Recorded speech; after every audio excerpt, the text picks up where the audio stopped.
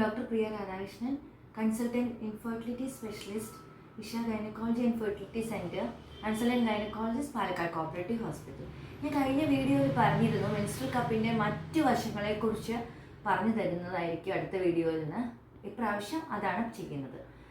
നമ്മൾ കണ്ടിരുന്നു കഴിഞ്ഞ വീഡിയോയിൽ ഇതാണ് മെൻസ്ട്രൽ കപ്പ്. ആദ്യമായിട്ട് ഇതിൻ്റെ ഭാഗങ്ങൾ എന്തൊക്കെയാണെന്ന് നോക്കാം. ഇതിന് റിം എന്നാണ് പറയുന്നത്. അതിൻ്റെ താഴെ കുഞ്ഞു ഹോൾസ് കാണുന്നുണ്ട്, എയർ ഹോൾസ്. ഇത് ബോഡി, ഇത് അതിൻ്റെ സ്റ്റെമ്മാണ്. ഇവിടെ സെക്കൻഡറി റിംസ് ഉണ്ട്. കൂടുതലായിട്ട് ഇതിൻ്റെ ഭാഗങ്ങളെക്കുറിച്ച് മനസ്സിലാക്കുന്നതിനേക്കാളും ഇത് എങ്ങനെയാണ് ഉപയോഗിക്കേണ്ടത്, എങ്ങനെയാണ് റിമൂവ് ചെയ്യേണ്ടത്, എങ്ങനെയാണ് ക്ലീൻ ചെയ്യേണ്ടത് എന്നുള്ള കാര്യങ്ങൾ അറിയുന്നതായിരിക്കും കുറച്ചുകൂടെ ആവശ്യകത. അപ്പം ഇതിനകത്ത് നമ്മൾ കാണുന്നുണ്ട് ഏകദേശം 20 to 25 ml വരെ ബ്ലഡ് കളക്ട് ചെയ്യാൻ പറ്റും. കളക്ട് ചെയ്തിട്ട് ഡിസ്പോസ് ചെയ്യുകയാണ് ചെയ്യുന്നത്. അല്ലാതെ ഇത് അബ്സോർബ് ചെയ്യില്ല, ബ്ലഡിനെ ഒരിക്കലും വലിച്ചെടുക്കില്ല. ഇതിൻ്റെ ഗുണങ്ങളെക്കുറിച്ച് പറയുകയാണെങ്കിൽ നമ്മളൊരു മെൻസസിൻ്റെ സമയത്ത് സാനിറ്ററി പാഡ്സ് അഥവാ തുണിയൊക്കെ ഉപയോഗിക്കുകയാണെങ്കിൽ തുണി ഉപയോഗിക്കുമ്പോൾ നമുക്കത് കൈകാര്യം ചെയ്യാനും ക്ലീൻ ചെയ്യാനും നമ്മൾ എവിടെയെങ്കിലും പോവുകയാണെങ്കിൽ വീണ്ടും വീണ്ടും ഉപയോഗിക്കുന്ന സമയത്ത് കഴുകി ഉപയോഗിക്കാനും ഒക്കെ ബുദ്ധിമുട്ടായിരിക്കും. പാഡാണ് ഉപയോഗിക്കുന്നതെങ്കിൽ ഒന്നാമതായിട്ട് അതിൻ്റെ വില, രണ്ടാമതായിട്ട് അതിൻ്റെ കൊണ്ടുണ്ടാകുന്ന അലർജി, മൂന്നാമത് ഇതിൽ പ്ലാസ്റ്റിക് കണ്ടന്റ് ഉള്ളതുകൊണ്ട് അത് ഡിസ്പോസ് ചെയ്യാനുള്ള ബുദ്ധിമുട്ട്. ചില ആൾക്കാർ ഫ്ലഷിലൊക്കെ അത് ഇട്ട് ഫ്ലഷ് ചെയ്യുമ്പോൾ വരുന്ന പാരിസ്ഥിതിക പ്രശ്നങ്ങൾ.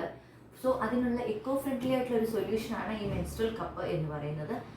ആദ്യത്തെ പ്രാവശ്യം വാങ്ങിക്കുമ്പോൾ ഇതിന് വില കൂടുതലായിട്ട് തോന്നുമെങ്കിലും 5 വർഷം വരെ ഉപയോഗിക്കാവുന്ന സിലിക്കോൺ നിർമ്മിത കപ്പാണിത്. അതുകൊണ്ട് തന്നെ അത് കോസ്റ്റ് ഇഫക്റ്റീവാണ്, എക്കോ ഫ്രണ്ട്ലിയുമാണ്, പേഷ്യൻ്റ് ഫ്രണ്ട്ലിയുമാണ്, ഹൈപ്പോ അലർജിക്കും ആണ്. ആദ്യത്തെ 1-2 പ്രാവശ്യം ഉപയോഗിക്കുന്നതിന് ചെറിയൊരു ബുദ്ധിമുട്ടുണ്ടായേക്കാം എന്നത് ഒഴിവാക്കിയാൽ ഇത് വളരെ പേഷ്യൻറ്റിന് കംഫർട്ടബിൾ ആയിട്ടുള്ള ഒരു സാധനമാണ്. ഒരിക്കൽ ഉപയോഗിച്ച് കഴിഞ്ഞ ആൾക്കാർ വീണ്ടും പാഡിലോട്ടോ തുണിയിലോട്ടോ മാറാനുള്ള സാധ്യത വളരെ കുറവാണ്. ടാമ്പൺ പോലെ ബ്ലഡ് അബ്സോർബ് ചെയ്യാത്തത് കൊണ്ട് ടോക്സിക് ഷോക്ക് സിൻഡ്രോം പോലുള്ള ഇൻഫെക്ഷൻ വരാനുള്ള സാധ്യതയും വളരെ വളരെ കുറവാണ്. ഇതിന് ആദ്യമായിട്ട് നമ്മൾ പറയേണ്ടത് എന്താണെന്ന് വെച്ച് കഴിഞ്ഞാൽ ഇതെങ്ങനെയാണ് വൃത്തിയായി സൂക്ഷിക്കേണ്ടത്.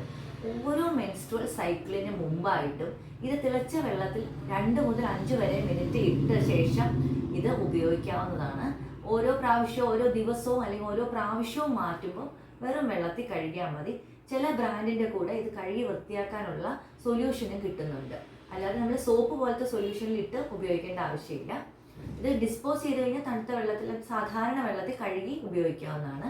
ഈ മെൻസ്ട്രൽ സൈക്കിളിൻ്റെ അവസാനം ഇത് ക്ലീൻ ചെയ്ത് തിളച്ച വെള്ളത്തിലിട്ട് നമുക്ക് അതിന് തന്നിട്ടുള്ള പൗച്ചിൽ സൂക്ഷിച്ചു വെക്കാവുന്നതാണ്. ഇനി ഇത് ഉപയോഗിക്കുന്നത് എങ്ങനെയാണ്? ഇതിൻ്റെ ഉപയോഗത്തിൽ ആദ്യമായിട്ട് നമ്മൾ കൈ വൃത്തിയായി കഴുകി സോപ്പ് ഇട്ട് കഴുകിയ ശേഷം മെൻസ്ട്രൽ കപ്പ് വൃത്തിയായിട്ട് എടുക്കുക.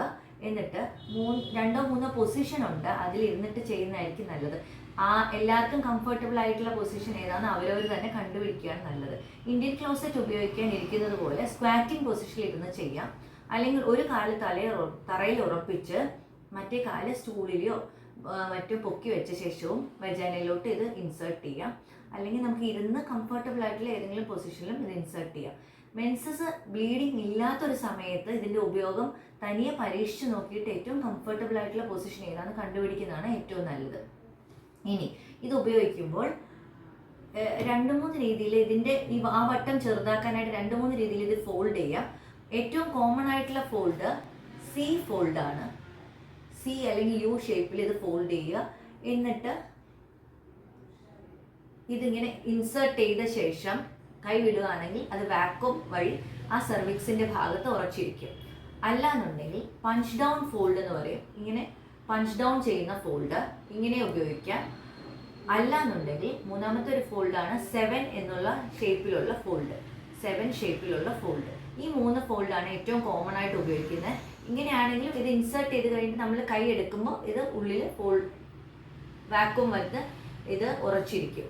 പിന്നെ ഇത് 4 മുതൽ 6 മണിക്കൂർ വരെ 8 മണിക്കൂർ വരെയൊക്കെ ഉപയോഗിക്കാവുന്നതാണ് ഓരോരുത്തരുടെയും ഫ്ലോ അനുസരിച്ചിട്ട്. ഇതിന് size small, medium, large size ഉണ്ട്. സാധാരണ പ്രസവം കഴിഞ്ഞ ആൾക്കാർക്കൊക്കെ കുറച്ച് വലിയ സൈസ് ആയിരിക്കും ഉപയോഗിക്കാൻ പറ്റുന്നത്. യങ് ഗേൾസിനായിരിക്കും സാധാരണ സ്മോൾ സൈസ് ഉപയോഗിക്കാൻ പറ്റുന്നത്.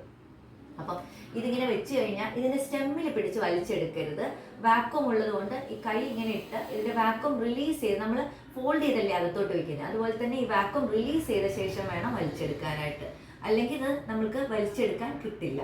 അതാണ് അടുത്തതായിട്ട് സൂക്ഷിക്കേണ്ടത്. അപ്പം റിമൂവ് ചെയ്യുന്നത് എങ്ങനെയാണ്, ഇൻസേർട്ട് ചെയ്യുന്നത് എങ്ങനെയാണ്, ഇത് സൂക്ഷിക്കുന്നത് എങ്ങനെയാണ് തുടങ്ങിയ കാര്യങ്ങൾ നമ്മൾ പറഞ്ഞു കഴിഞ്ഞു. ഇതിൻ്റെ ഗുണങ്ങളും പറഞ്ഞു കഴിഞ്ഞു. കാര്യമായ യാതൊരു ദോഷവും ഇതിനുണ്ട് പറയാനായിട്ട് ഇല്ല. ഇത്രയൊക്കെയാണ് മെൻസ്ട്രൽ കപ്പിനെ പറ്റി പറയാനുള്ളത്. ഇനി എന്തെങ്കിലും സംശയങ്ങളുണ്ടെങ്കിൽ കമൻറ്റ് ചെയ്ത് കഴിഞ്ഞാൽ അതിന് മറുപടി തരുന്നതായിരിക്കും. Thank you. അടുത്ത വീഡിയോയിൽ നമുക്ക് പോളിസിസ്റ്റിക് ഓവറിയുടെ കാര്യങ്ങളെക്കുറിച്ച് പരിചയപ്പെടാം.